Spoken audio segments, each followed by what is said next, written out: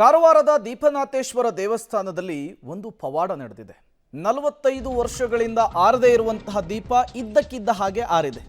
ಆ ದೀಪ ಆರಿದ್ರ ಹಿಂದೆ ಹಲವು ಊಹಾಪೋಹಗಳು, ಹಲವು ರೀತಿಯ ಪ್ರಶ್ನೆಗಳು ಕೂಡ ಉದ್ಭವವಾಗಿದ್ವು. 45 ವರ್ಷದಿಂದ ಬತ್ತಿ ಎಣ್ಣೆ ಇಲ್ಲದೆ ಉರಿತಾ ಇದ್ದಂತಹ ದೀಪ.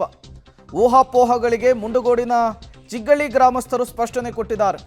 1979ರಲ್ಲಿ ಶಾರದಮ್ಮ ಎಂಬುವರು ಹಚ್ಚಿದಂತಹ ದೀಪ ಇಷ್ಟು ವರ್ಷ ಉರಿದಿದೆ. ಸೀಮೆ ಎಣ್ಣೆ ಆಗಲಿ ಬತ್ತಿ ಯಾವುದಕ್ಕೂ ದೀಪ ಹಚ್ಚಿದ್ರು ಅವತ್ತಿನಿಂದ ದೀಪ ಆರಿರಲಿಲ್ಲ. ಈಗ ಅವರ ಮಗ ನಿಧನರಾದ ಬಳಿಕ ಆ ದೀಪ ಆರಿದೆ. ಇದರ ಹಿಂದೆ ಒಳಿತು ಕೆಡುಕು ಅನ್ನೋದು ಯಾವುದೂ ಇಲ್ಲ. ಸತತ 4 ದಶಕದಿಂದ 3 ದೀಪಗಳು ಉರಿತಾ ಇದ್ದಾವೆ. ಊಹಾಪೋಹಗಳಿಗೆ ಚಿಗಳಿ ಗ್ರಾಮಸ್ಥರು ಸ್ಪಷ್ಟನೆ ಕೊಡುವಂತಹ ಕೆಲಸವನ್ನು ಮಾಡಿದ್ದಾರೆ. ಕಾರವಾರದ ದೀಪನಾಥೇಶ್ವರ ದೇವಾಲಯದ ದೀಪ ಆರಿದಂತಹ ಪ್ರಕರಣಕ್ಕೆ ಸಂಬಂಧಪಟ್ಟಂತೆ ಗ್ರಾಮಸ್ಥರು ಸ್ಪಷ್ಟನೆ ಕೊಡುವಂತಹ ಕೆಲಸವನ್ನು ಮಾಡಿದರು. 45 ವರ್ಷಗಳಿಂದ ಬತ್ತಿ ಎಣ್ಣೆ ಇಲ್ಲದೆ ಉರಿತಾ ಇದ್ದಂತಹ ದೀಪ ಇದ್ದಕ್ಕಿದ್ದ ಹಾಗೇನೆ ಆರು ಹೋಗ್ಬಿಟ್ಟಿತ್ತು. ಇದರಿಂದ ಏನಾದರೂ ಕೆಡುಕಾಗುತ್ತಾ, ಇದು ಕೇಡುಗಾಲದ ಮುನ್ಸೂಚನೆನಾ ಅಂಥೇಳಿ ಸುತ್ತಮುತ್ತಲಿನ ಗ್ರಾಮಸ್ಥರೆಲ್ಲ ಆತಂಕಕ್ಕೊಳಗಾಗ್ಬಿಟ್ಟಿದ್ರು. ಒಬ್ಬೊಬ್ಬರು ಒಂದೊಂದು ರೀತಿಯ ಮಾತುಗಳನ್ನು ಆಡ್ತಾ ಇದ್ರು. ಈಗ ಸ್ವತಃ ಆ ದೇವಸ್ಥಾನವಿರುವಂತಹ ಊರಿನವರೇ ಅದಕ್ಕೆ ಕ್ಲಾರಿಫಿಕೇಶನ್ ಕೊಡುವಂತಹ ಕೆಲಸವನ್ನು ಮಾಡಿದ್ದಾರೆ. ಜನರಲ್ಲಿ ಭಕ್ತರಲ್ಲಿದ್ದಂತಹ ಆತಂಕವನ್ನು, ದುಗುಡವನ್ನು ದೂರ ಮಾಡುವಂತಹ ಕೆಲಸವನ್ನು ಮಾಡಿರುವಂಥದ್ದು. ಮತ್ತಷ್ಟು ಡೀಟೇಲ್ಸನ್ನು ಕೊಡ್ತಾರೆ ಸುನಿಲ್, ನೇರ ಸಂಪರ್ಕದಲ್ಲಿ ಜಾಯಿನ್ ಆಗಿದ್ದಾರೆ. ಸುನಿಲ್, ದೀಪನಾಥೇಶ್ವರ ದೇವಾಲಯದ ದೀಪ ಆರಿದ್ದಕ್ಕೆ ನಾನಾ ರೀತಿಯ ಪ್ರಶ್ನೆಗಳು, ಒಬ್ಬೊಬ್ಬರು ಒಂದೊಂದು ರೀತಿಯ ಮಾತುಗಳನ್ನು ಆಡ್ತಾ ಇದ್ರು. ಬಟ್ ಈಗ ಊರಿನ ಜನರೇ ಕ್ಲಾರಿಫಿಕೇಶನ್ ಕೊಟ್ಟಿದ್ದಾರೆ ಅನ್ನೋದು ಗೊತ್ತಾಗ್ತಾ ಇದೆ. ಏನು ಹೇಳ್ತಾ ಇದ್ದಾರೆ ಊರಿನ ಜನರು ಈ ದೀಪ ಆರಿರುವಂತಹ ವಿಚಾರಕ್ಕೆ?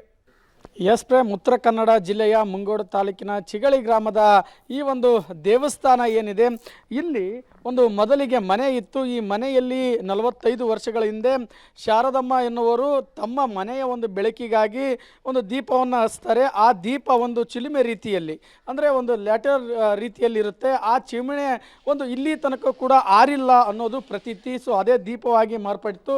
ಸೊ ಈಗ ನೀವು ನೋಡ್ತಾ ಇದ್ದೀರಲ್ಲ, ಇದೇ ಒಂದು ಆ ಮನೆ ಈಗ ದೇವಸ್ಥಾನವಾಗಿ ಮಾರ್ಪಟ್ಟಿರುವಂಥದ್ದು. ಅಲ್ಲಿ ಆ ಚಿಲುಮೆ ರೀತಿಯಲ್ಲಿ ಏನು 3 ದೀಪಗಳು ಕಾಣ್ತಾ ಇದ್ದಾವೆ, ಆ ದೀಪಗಳು ಈಗ ಆರಿರುವಂಥದ್ದು. ಸೊ ಇಲ್ಲಿನ ಅರ್ಚಕರಾದಂಥ ವೆಂಕಟೇಶ್ ಅವರು ನಿಧನದ ಬಳಿಕ ದೀಪಗಳು 45 ವರ್ಷ ಬಳಿಕ ಆರಿವೆ. ಸೊ ಹೀಗಾಗಿ ಇಲ್ಲಿನ ಒಂದು ಸ್ಥಳೀಯ ಅರ್ಚಕರ ಮಾತುಗಳನ್ನು ಕೇಳಿ ಮತ್ತು ಸಲಹೆಯನ್ನು ಪಡೆದು ಅದರ ಪಕ್ಕದಲ್ಲಿ ಈಗ 3 ತುಪ್ಪದ ದೀಪಗಳನ್ನು ಹಚ್ಚಿಟ್ಟಿದ್ದಾರೆ ಗ್ರಾಮಸ್ಥರು. ಯಾವುದೇ ರೀತಿ ಕೆಡಕಾಗಬಾರ್ದು, ಗ್ರಾಮಸ್ಥರಿಗೆ ಒಳ್ಳೆಯದಾಗಬೇಕನ್ನೋ ದೃಷ್ಟಿಯಲ್ಲಿ ಈಗ ಪ್ರಮುಖವಾಗಿ ಐತಿಹಾಸಿಕ ದೀಪಗಳೆಂದರೆ ಈಗ ಆ ಚಿಮಣಿಯಲ್ಲಿರುವಂಥ ದೀಪಗಳು. ಸೊ ಆ ಶಾರದಮ್ಮ ಅವರು ಹಚ್ಚಿರೋ ದೀಪಗಳು 45 ವರ್ಷದಿಂದ ಹಾಗೆ ಇದ್ದವು. ಅದಕ್ಕೆ ಯಾವುದೇ ರೀತಿ ಸೀಮೆ ಎಣ್ಣೆ ಆಗಿರ್ಬೋದು, ಬತ್ತಿಯನ್ನು ಕೂಡ ಹಾಕಿರಲಿಲ್ಲ.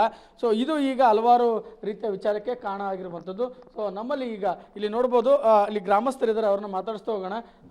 ಸರ್, ಎಷ್ಟು ವರ್ಷದಿಂದ ನಿಮ್ಮ ಗ್ರಾಮದಲ್ಲಿ ಇತ್ತು? ಎಷ್ಟು ವರ್ಷದಿಂದ ಸರ್? ಹೇಳಿ ನೀವು ಹೇಳಿ. ನಾವು ನೋಡಿಲ್ಲ ಸರ್. ನಾವು 47 ವರ್ಷ ಆಯ್ತು ಸುಮಾರು. ನಮ್ಗೆ ಗೊತ್ತಿದ್ದಂಗೆ 47 ವರ್ಷ ಆಯ್ತು ಅದು ಇದ್ದು.